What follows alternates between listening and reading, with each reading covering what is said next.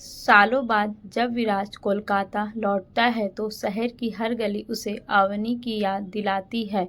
वही अवनी जो कॉलेज के दिनों में उसकी ज़िंदगी का सबसे खूबसूरत हिस्सा थी। वो दोनों साथ पढ़ते थे, घंटों बात करते, लेकिन जब प्यार कबूल करने का समय आया तब अवनी अचानक गायब हो गई। किसी को नहीं पता था कि वो कहाँ गई, क्यों गई। ना कोई चिट्ठी, ना कोई अलविदा। विराज ने उसे ढूंढने की बहुत कोशिश की, लेकिन नतीजा सिर्फ सन्नाटा। 7 साल बीत चुके थे और विराज अब एक सफल बिजनेसमैन बन चुका था, लेकिन दिल के किसी कोने में आज भी अवनी का नाम धड़कता था। एक रात विराज अपने पुराने घर लौटा तो वहाँ एक गुलाबी लिफाफा रखा मिला, धूल से सना हुआ, लेकिन ऊपर लिखा था विराज के लिए, अवनी।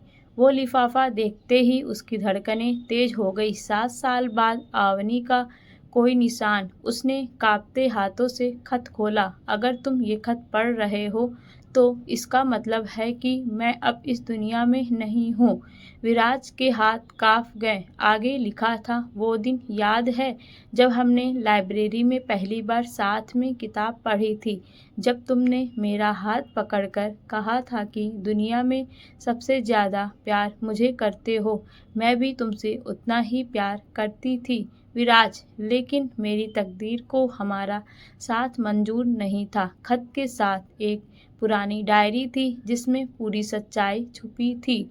आवनी को ब्लड कैंसर था और जब उसे इस बीमारी का पता चला तब वो विराज से अलग हो गई। उसने चाहा कि विराज उसकी दर्दनाक जुदाई ना देखे, इसलिए बिना बताए हमेशा के लिए चली गई। लेकिन सबसे चौंकाने वाली बात यह थी कि आवनी कभी गई ही नहीं थी। डायरी में लिखा था, मैं हमेशा तुम्हारे पास थी, बस तुम्हें दिखती नहीं थी। जिस रोज़ तुम मंदिर के बाहर खड़े होकर मुझे याद कर रहे थे, मैं तुम्हारी ठीक पीछे थी। जब तुम उस कॉफ़ी शॉप में अकेले बैठे थे, मैं दूसरी तरफ से तुम्हें देख रही थी। ये पढ़कर विराज की आंखों में आंसू आ गए। वो सच भी नहीं सकता था कि अवनी इतने सालों तक उसकी आंखों से छुपकर जी रही थी। क्या वो अब भी जिंदा थी? खत के आखिरी शब्दों में लिखा था, अगर तुम्हें लगता है कि मोहब्बत कभी खत्म नहीं होती तो मेरे शहर से दूर एक सफ़ेद चर्च है, मैं वहाँ तुम्हारा इंतज़ार करूँगी। विराज बिना कुछ सोचे उसी रात चर्च की तरफ भागा। आधी रात, ठंडी हवाएं और एक दिल में उम्मीद का तूफान। जब वो चर्च पहुंचा तो अंदर एक लड़की सफ़ेद शाल में खड़ी थी। क्या वो अवनी थी? विराज धीरे धीरे उसके पास गया।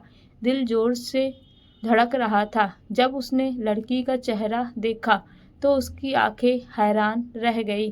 क्या अवनी जिंदा थी या यह सिर्फ विराज की कल्पना थी? क्या सच में वो अवनी थी? चर्च की ठंडी हवा में विराज का दिल जोर जोर से धड़क रहा था। वो धीरे धीरे उस सफ़ेद शॉल में खड़ी लड़की की ओर बढ़ा। जब उसने उसके चेहरे पर नज़र डाली तो उसकी आंखों में आंसू छलक गए। आवनी! विराज की आवाज़ कांप गई। लड़की ने धीरे से अपना सिर उठाया। वो आवनी ही थी, वही मासूम चेहरा, वही गहरी आंखें, लेकिन पहले से कहीं ज़्यादा कमज़ोर और उदास। तुम जिंदा हो? विराज की आवाज़ में दर्द था। आवनी ने मुस्कुराकर कहा, कभी कभी प्यार मरने से पहले भी मर जाता है विराज।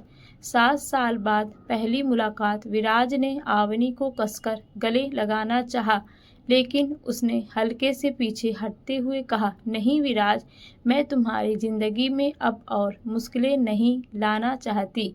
मुझे बताने की हिम्मत क्यों नहीं हुई? मैं तुम्हें हर जगह ढूंढता रहा आवनी। विराज की आंखों में आंसू थे, क्योंकि मैं नहीं चाहती थी कि तुम मुझे रोज मरते हुए देखो। मैं तुम्हें उस दर्द से बचाना चाहती थी जो मैंने झेला। आवनी की आवाज़ टूट रही थी। लेकिन तुम ठीक हो, तुम जिंदा हो, तो फिर क्यों खुद को मुझसे दूर रखा? विराज ने उसका हाथ पकड़ लिया। आवनी ने गहरी सांस ली और कहा, मैं जिंदा हूँ पर पूरी नहीं। 7 साल पहले मैं तुम्हें छोड़कर चली गई थी, लेकिन मौत मुझे अपनाने को तैयार नहीं थी। मैं जिंदा तो रही, लेकिन अंदर से मर चुकी हूँ विराज। सिर्फ बीमारी ही वजह नहीं थी विराज। मेरे घर वालों ने मुझे मजबूर किया था। मेरे पिता नहीं चाहते थे कि मैं किसी से प्यार करूं। जब उन्हें पता चला कि मुझे ब्लड कैंसर है, तो उन्होंने इसे एक बहाने की तरह इस्तेमाल किया और मुझे तुमसे अलग कर दिया। उन्होंने कहा कि अगर मैं तुमसे दूर नहीं हुई तो वो खुद को ख़त्म कर लेंगे। मैं एक तरफ अपने प्यार और दूसरी तरफ अपने परिवार के बीच फंस गई। विराज की आंखों में गुस्सा और दुख दोनों थे। तुम्हें पता है कि तुम्हारे बिना मेरा क्या हाल था?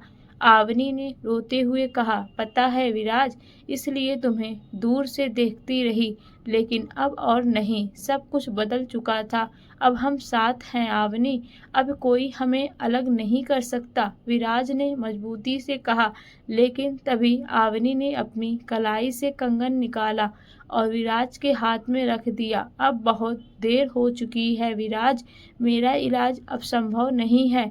मैं बहुत कमज़ोर हो चुकी हूँ, मेरे पास बस कुछ ही दिन बचे हैं। नहीं, मैं तुम्हें खो नहीं सकता, विराज ने रोते हुए कहा। आवनी ने हल्की मुस्कान के साथ कहा, मैं कभी तुम्हें छोड़कर नहीं गई थी विराज, और कभी जाऊंगी भी नहीं। मैं हमेशा तुम्हारे दिल में रहूंगी। चर्च की घंटियां बजने लगी। विराज ने आवनी का हाथ पकड़कर कहा, अगर तुम्हारे पास सिर्फ कुछ ही दिन बचे हैं तो मैं तुम्हारे साथ हर पल जीऊंगा। आवनी ने विराज को गले लगा लिया। दोनों के आंसू एक दूसरे के कंधों पर गिर रहे थे। आवनी को विराज अपने साथ शहर से दूर एक पहाड़ी इलाके में ले गया, जहां दोनों ने जिंदगी के सबसे खूबसूरत पल साथ बिताए। लेकिन जैसा आवनी ने कहा था, कुछ हफ्तों बाद वो हमेशा के लिए विराज को छोड़कर चली गई, पर जाते जाते वो विराज को एक और खत दे गई। अगर कभी तुम्हें लगे कि मैं चली गई हूँ, तो बस अपनी आंखें बंद करना, मैं तुम्हारी हर धड़कन में हूँ। समाप्त, लेकिन अधूरी नहीं। मोहब्बत ख़त्म नहीं होती, वो बस एक नए सफ़र पर चली जाती है। विराज ने आवनी को हमेशा के लिए अपने दिल में बसाया और उसकी यादों के सहारे जीने लगा। यदि आपको यह कहानी अच्छी लगी तो please like, subscribe and share ज़रूर करें। धन्यवाद।